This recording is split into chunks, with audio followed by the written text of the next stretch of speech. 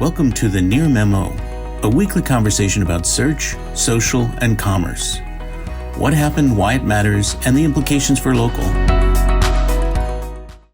So, okay, let's move on then to the final sort of issue, which is kind of a composite of a number of different things. In the wake of the Google Antitrust finding of liability, the question occurred to me. Well, we've got two parts here. What is the potential remedy or remedies that the court may consider or implement? And then how does this impact Apple and to a lesser degree Mozilla, or to a greater degree Mozilla, because Mozilla obviously is, has less cash than Apple does. So, we don't need to review the whole decision. Basically, after months and months and months of trial and lead up to trial, discovery, all of that, we had the antitrust trial. We had all the revelations about clickstream usage and other things, and manipulating of ad prices in order to make quarterly numbers. And that all showed up in, we had long discussed before this came out that there was probably going to be some finding of liability. And the question was, how sweeping was that going to be? And more importantly, what were the remedies? So the liability finding showed up, and there's a second phase of the trial, which is due to start, I think, later this month. Or maybe even sooner than that. What will the judge recommend or do? Not recommend. What will the judge do to address the things that he found were problematic?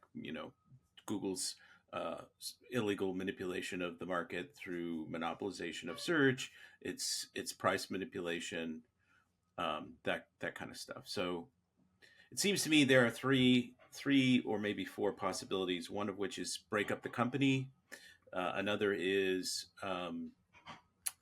in the default search agreements. And the sort of third main one is data sharing like they have in Europe. And there may be others around transparency, but I don't know exactly what those would look like. So what do you guys think? What is most likely to happen?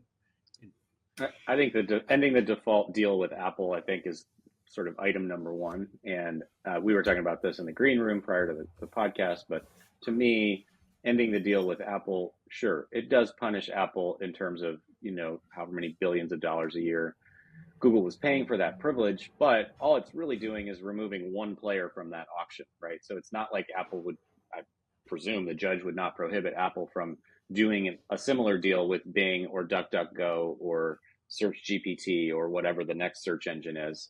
And in fact, that level of guaranteed distribution might actually encourage more investment in search from a competitor. So to me, that seems like the most obvious remedy, and one that, yes, it might harm Apple. It might ding Apple's revenues by a couple billion a year, but they're still going to get money for that default distribution, would be my guess. So. I mean, Apple is positioning itself within the context of generative AI as an open bid, right? They accepted ChatGPT's relationship as some sort of quid pro quo, and they encouraged Google to join that open relationship. I mean, the problem with the Apple relationship wasn't that it existed; it was that it was exclusionary. That Google demanded it be exclusionary, right? In other words, Google theoretically could have continued doing that if they had allowed others to place at the table. I don't know how, given the pricing. I don't know how. Right, the pricing was exclusionary, but the purpose of it that the court found was to keep data, to monopolize the right. Mobile search data, right. that it was getting, right, and to retain their 98% dominance of mobile search. And Mike, the question I have though is how I am suspicious. I just question whether a remediation would actively harm other companies, and in a way that didn't allow them to recoup that space. Now you're saying that they could still rent the space to somebody else. Maybe they'd make 10 billion instead of 20 billion, whatever. But I just think that that's going to play a role in the decision to moderate the impact of the decision on Apple at some level. But it could be just I'm optimistic because I own Apple stock. Who knows, right? full disclosure. Mike, I was going to say though, you linked to an article this week that mentioned, the sort of, even though Apple Maps was a failure, it has bled meaningful market share away from Google Maps on the iPhone.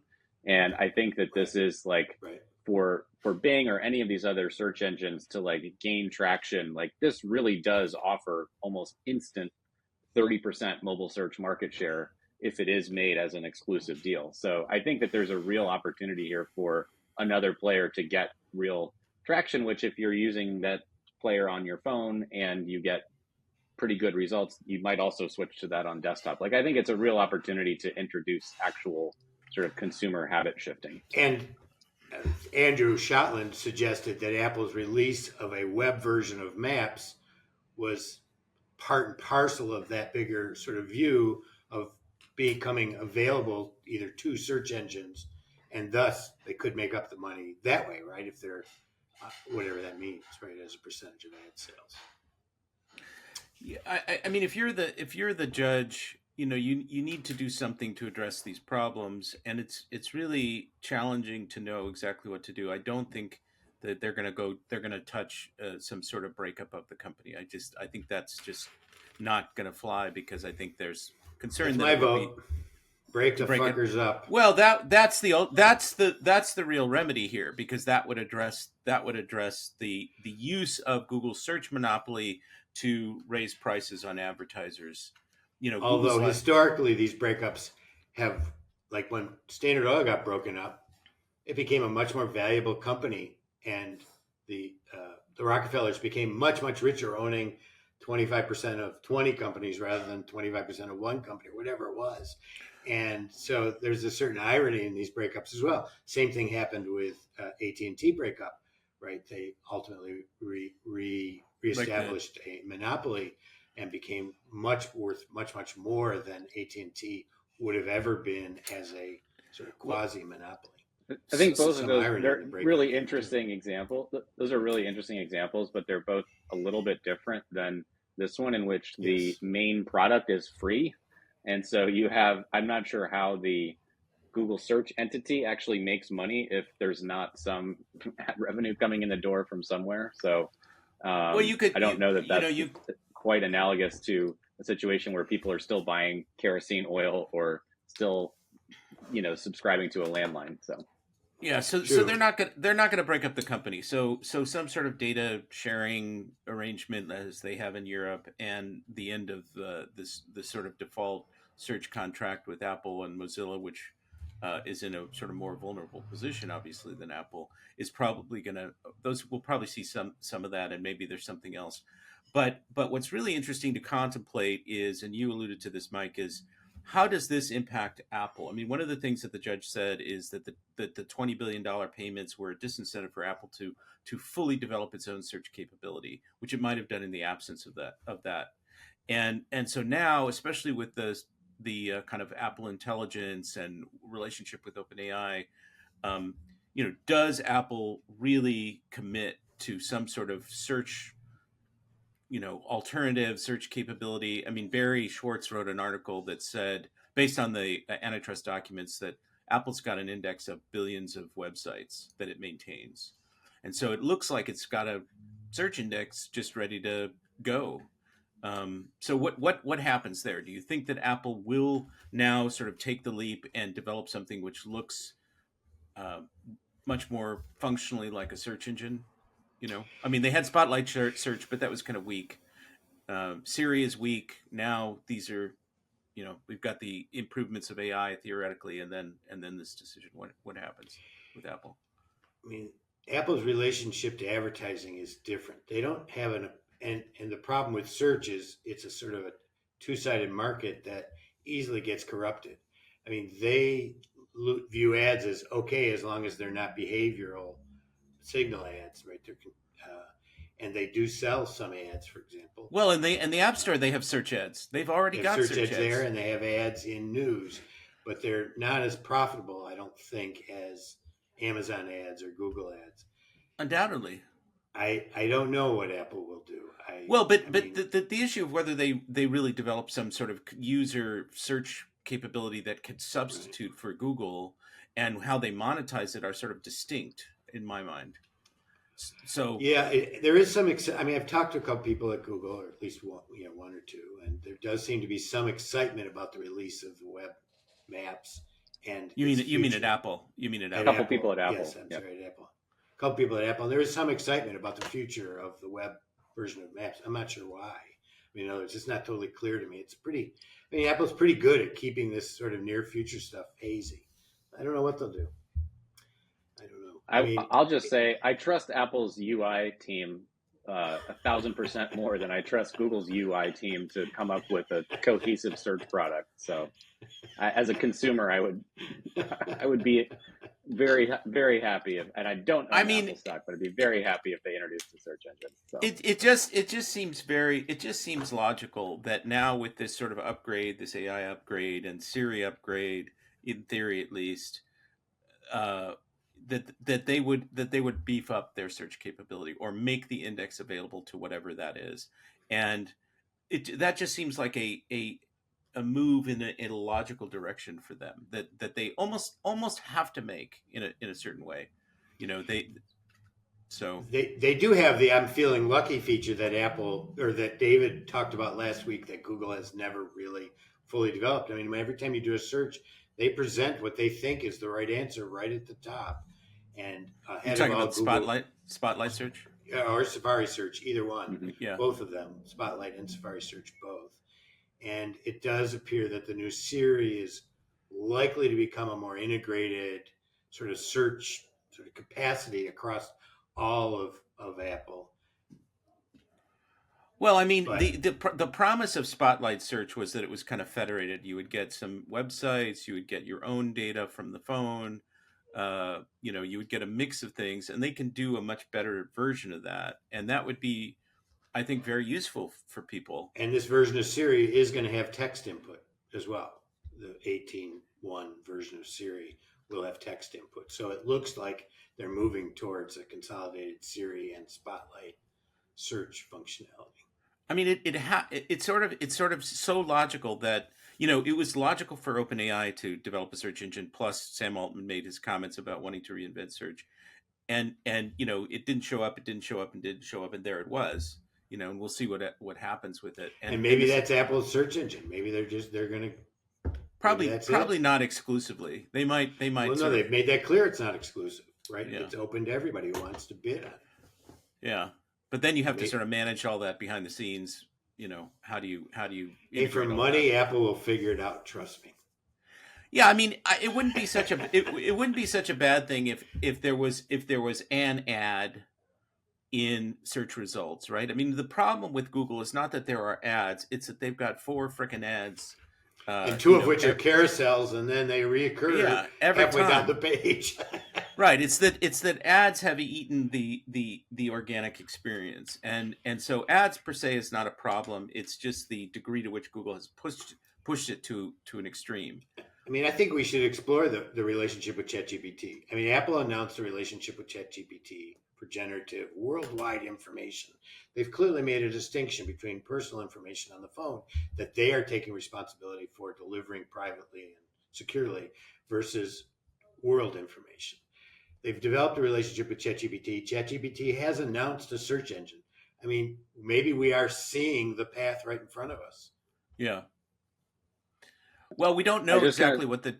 Yeah, go ahead, David. I was going to say one thing. Just I got a couple of questions from clients this week about, what does this mean for SEO and all this? And I guess my answer is, I think it means job security, because I think the more turmoil, the more questions people have, and frankly, if you have to worry about 2 or 3 different search engines, it like that are meaningfully different in a way that Bing and Google are not meaningfully different in terms of what drives rankings and results. But if you have 2 very different search engines, I think it's just more business for the SEO industry, which I think is a good thing. And one of the reasons that I've been such a proponent of finding a way to diminish Google's market share for the last decade is I think it's healthy for society. I think it's healthy for us as professionals. So I think it's I would say that I don't see a meaningful impact in the short term. I think that Google's going to continue to be 90% plus market share for quite a while. But I do think that I don't see a long-term downside of this for the SEO industry. So. Yeah, and when you start modeling the time frames, I mean, firstly, there's a time frames for the remedial action, which could be 3 years from now.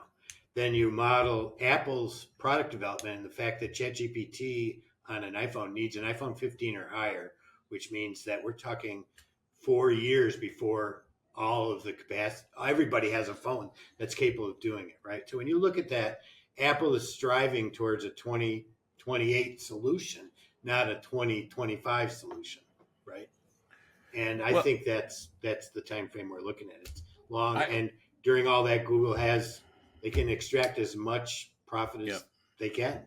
Yeah, I was going to echo your point about nothing will change in the short term from an SEO standpoint, but there's a lot of uncertainty about what will happen, sort of politically and legally, because Microsoft was in this identical situation. The judge said we got to break Microsoft up into three. I think it was three companies, two if not three. And on appeal, much of that was overturned. And then when George W. Bush got into the White House in 2000, they settled the case, and there was minimal impact on Microsoft, and it's a more valuable company today than it's ever been, even in its sort of monopolistic heyday. So Google could come out of this almost totally unscathed. There's a spectrum of possibilities, but I do think that the competitive landscape does shift regardless of what happens to Google. But it's at least 4 years out. That's the other reality of that. That this is nothing. At least some of it is 4 years out. We may get glimpses of it next year, but that's all we're going to get is glimpses. There was that report from Semrush Datos that said basically the traffic hasn't changed and Google's as strong as it's ever been, and search volumes are as strong as they've ever been. But it did say that the AI platforms, Perplexity and ChatGPT in particular, were growing. It had this kind of weird thing, which I presented the graphic, I think, on Tuesday, which was 16.4% of searchers are using AI, which seems really low to me, but that's an interesting cohort to watch, because as Search GPT gets integrated into ChatGPT, people that are using those tools for informational queries will just do them on that platform, as we've discussed before. And ChatGPT gets integrated into an iPhone. Right. Right. So we're going to see some erosion somewhere, probably in the informational queries category, and it may not impact Google's monetization at all. And they're doing a lot, as we've discussed previously, David, you in particular, to artificially juice search volumes. So we may not see it show up in traffic data necessarily or monetization, but there is some erosion, I think, that will happen. And I totally agree. More competition is better, is healthier and good. And hopefully that will come about as a result of this, but not guaranteed. So any final thoughts or comments before we adjourn today?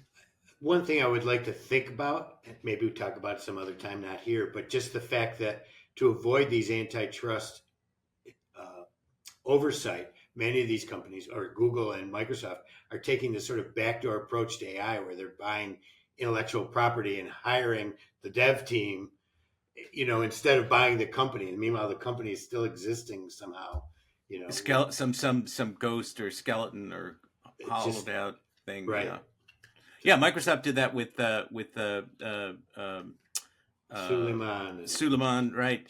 To some extent with ChatGPT, and so Google with character AI. Very interesting. Very interesting. All right. Well, thank you again for watching. As always, tell your friends. Join us next time. I think we have Morty Oberstein coming up next week on, if I'm not mistaken, and we'll be talking about brand and its impact on rankings and clicks and other things, and how you deal with that in SEO. So looking forward to that, and otherwise have a great rest of your week. Thanks for joining David, Mike, and Greg. To stay on top of the latest developments in local, subscribe to our newsletter at nearmedia.co. We'll see you next week.